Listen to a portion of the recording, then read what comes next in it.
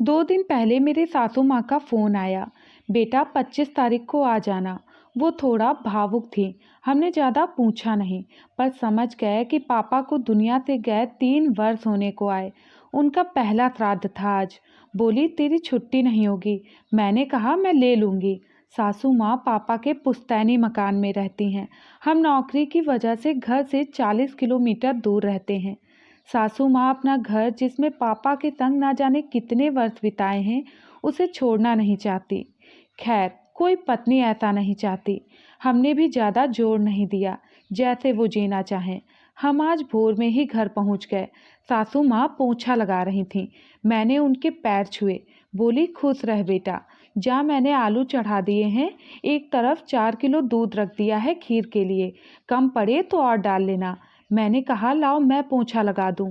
बोली तू नहा धोकर आई है, साबुन से अच्छे से हाथ धोकर रसोई में खाने में लग जा। मैंने पूछा क्या क्या बनेगा मम्मी? बोली वो सब कुछ जो पापा को पसंद था। फिर मैंने पूछा कितने लोगों का? बोली पंडित जी 11 बजे आएंगे, बाकी सारे चाचा चाची बच्चे उससे पहले आ जाए शायद। अरबी की सूखी सब्जी, आलू टमाटर की रसे की सब्जी, बूंदी का रायता, खीर, दाल की कचौरी, दही बुरा और सबसे ज़रूरी इमरती। दाल की कचौरी का सुन मेरी आंखों से आंसू छलते निकल आए। पापा की सबसे पसंदीदा चीज़ों में थी दाल की कचौरी और खीर। बहुत मन से खाते थे। उनके भाई बंधु आ जाते थे जब बाबा अम्मा के श्राद्ध पर घर, तो फूले नहीं समाते थे। मास्टर के पद से रिटायर थे मेरे पापा। खैर, आंसू पोंछ में लग गई काम पर। पति देव भी मेरे माथे पर आए पसीने को देख थोड़ा मदद कराने आ गए। मैंने कहा मम्मी अब आप नहा लो। वो घुसल खाने से बोलती जा रही थीं। मेवे अच्छे से डाल देना, पापा बोलते ही रहते थे। मेवे कम नहीं पड़ने चाहिए खीर में। मैंने मम्मी की आवाज़ सुन और मेवे डाल दिए। तब तक घर के बाकी चाचा चाची बच्चे आ गए।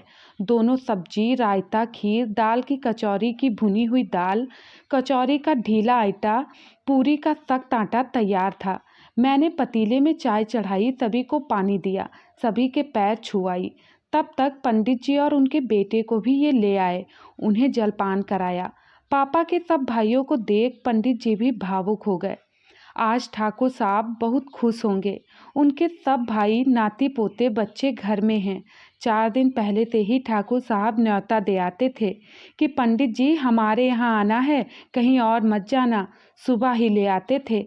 आज उन्हीं के श्राद्ध का प्रसाद ग्रहण करने आया हूँ। मन बहुत भारी हो रहा है।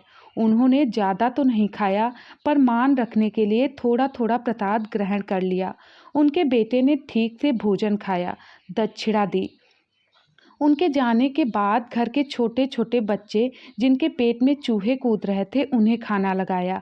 सब बड़े मन से खा रहे थे। पापा की बच्चों के सामने लगी तस्वीर देखकर मुझे ऐसा लगा मानो वो मुस्कुरा रहे हों। देखो मेरे बच्चे मेरे घर में कैसे चहक रहे हैं। दोस्तों, हमारे बड़े बुजुर्ग तो अपने नाती पोतों की किलकारियों से ही खुश हो जाते हैं। उन्हें कुछ नहीं चाहिए। श्राद्ध तो मात्र एक बहाना है।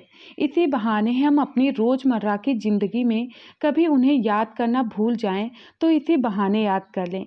इसलिए ये सोशल मीडिया की दकियानुसी बातों में ना आएं। अपने पितरों को याद करें, श्राद्ध को पूरे दिल से निभाएं। आज की कहानी यहीं पर समाप्त होती है। अगर आप लोगों को यह कहानी पसंद आई हो तो वीडियो को लाइक और चैनल को सब्सक्राइब ज़रूर करिएगा।